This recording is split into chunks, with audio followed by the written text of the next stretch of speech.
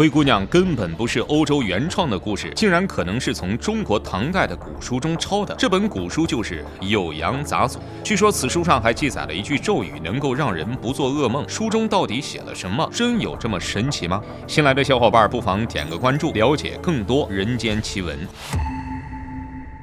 灰姑娘的故事想必大家都知道，在我们认知里，一般都认为这是一个西方童话故事。其实，灰姑娘有很多版本，仅仅在欧洲，从几百年前到现在就有500多个版本。我们熟悉的那个版本，实际上是法国作家夏尔·佩罗在1697年改写的，而故事在流传最初，应该都是有且只有一个故事原型的。灰姑娘也同样如此。有一种说法认为，灰姑娘的形象来源于公元前1世纪古希腊历史学家斯特拉波写的《地理志》，另一种说法则认为灰姑娘的故事其实来源于中国。在《酉阳杂俎》的续集卷1《芝诺高尚》中，有一则叫做叶县的故事。故事讲述善良又勤劳的女孩叶县喂养了一条特别的金鱼。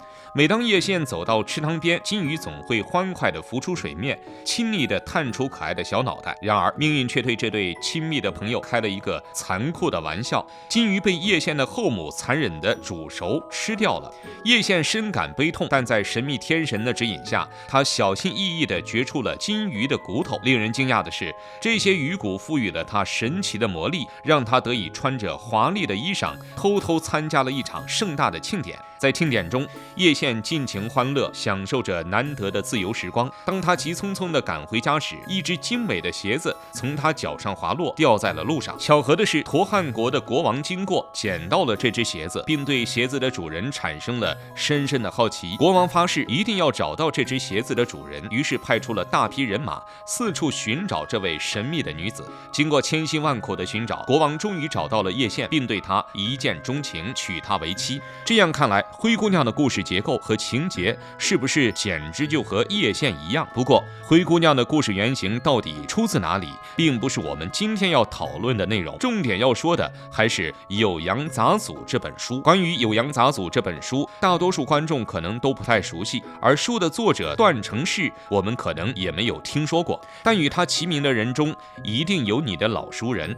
在我国的历史长河中，文学一直熠熠生辉，各色文人以他独特的文采和风格，在文学的天空中闪耀。唐宋两朝时期，诗歌尤为繁荣，那些才华横溢的文人们被赞誉以各种美称，如诗家3礼、初唐4杰、苏门4学士、大小李杜等等。然而，当提及晚唐36时，可能就不那么为人熟知了。实际上，这是3位晚唐诗人李商隐、温庭筠和段成式的合称，他们的同辈排行16，故被称为36，而其诗文风格相似，因而又并称为36体。这3人中，李商隐和温庭筠我们都比较熟悉，其才华无可争议。相比之下，段成式的名字似乎就不那么为人所熟知了。不过，既然段成式会被冠以晚唐36的称号，肯定就不是浪得虚名。要想知道为什么，答案还是要从《酉阳杂俎》这本书中去寻找。除了三体，中国就没有科幻故事了吗？当然不是。早在唐朝，一个叫段成式的人就已经在他的《酉阳杂俎》中写过外星人了。作为《聊斋》《西游记》的故事灵感来源，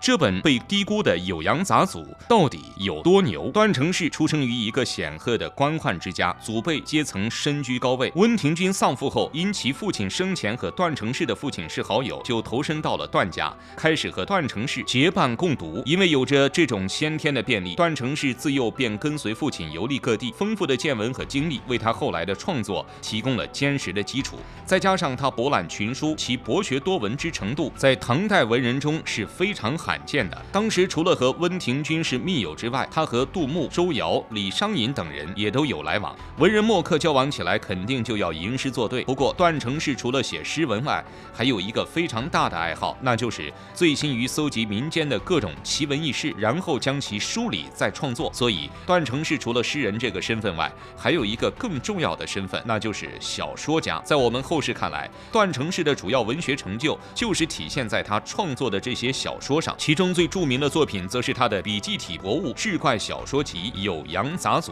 《酉阳杂俎》是一部极为博大的作品，集结了30卷的篇幅，拥有超过1300个条目，字数累计是65万之多。它涵盖的领域极为广泛，不仅包含了众多神怪故事，还涉猎了异域奇闻，从而对后世的文艺创作产生了深远的影响。许多知名文艺作品，如《太平广记》和《聊斋志异》，都从中汲取了丰富的灵感。即便在近现代，许多文艺创作者依然会参考《酉阳杂俎》中的描绘，使得那些未读原著的人们对其中的一些故事也颇为熟悉。除了我们前面说的叶县于2008年上映的电影《十全九美》，其开场桥段也是改编自《酉阳杂俎》续集卷4扁物篇中的一个和鲁班相关的故事。而在第一卷天尺篇中，有一个故事在现在看来不仅仅是奇幻，甚至有那么一丝科幻。故事讲述2个人游玩嵩山，途中向一个白衣人问路，就这么攀谈了起来。结果当他们问白衣人是哪里人的时候，白衣人竟然说自己来自月亮。后来还没等2人反应过来，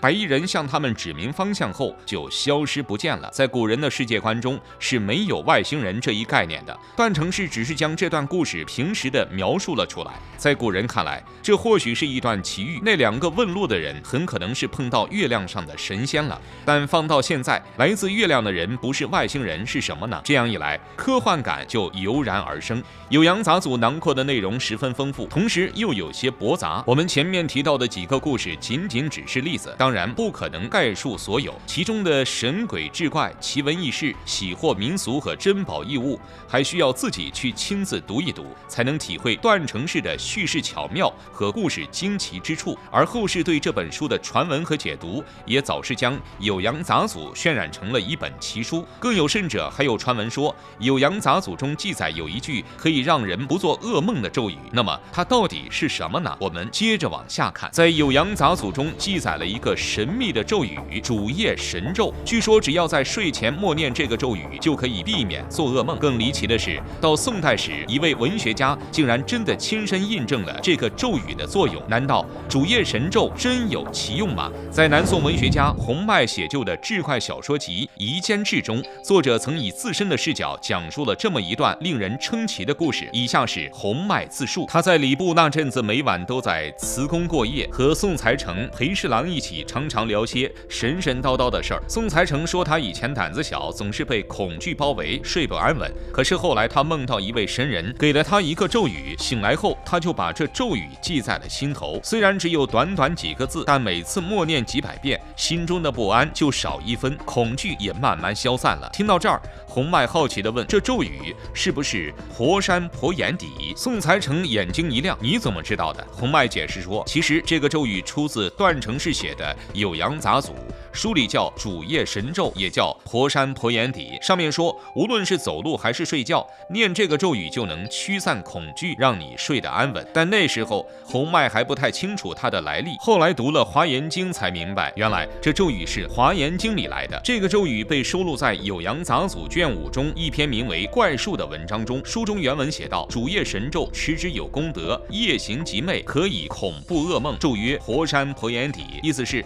若想要咒语灵验，就必须持之，坚持每天念一念，咒语才会灵验。然后你不管是走夜路还是睡觉，都不会再恐惧了。而《华严经》呢，是一部佛教经典，所以这个咒语其实是来自于佛教的。那么，仅凭念一念“婆山婆眼底”这几个字，就真的能杜绝恐惧了吗？从现代心理学的角度来说，如果你相信这几个字有奇效，或许这个咒语真能起到心理暗示的作用，消除你的恐惧。如果你不相信，那它自然也就起不到作用。所以，消除恐惧其实与这个咒语没有绝对的关系，只与你自己的心理调节能力有关。酉阳杂俎毕竟是古人的产物，自然会具有一定的时代性，其中的内容也需要辩证的看待。但这也不是说就完全否定酉阳杂俎作为一部文学艺术作品的意义了，它所承载的历史意义、文学意义和美学意义依然是十分重要和独树一帜的。总之，我们还是应唯物观之，以理性的态度去看待。看到这里，你有什么想说的呢？欢迎在评论区留言。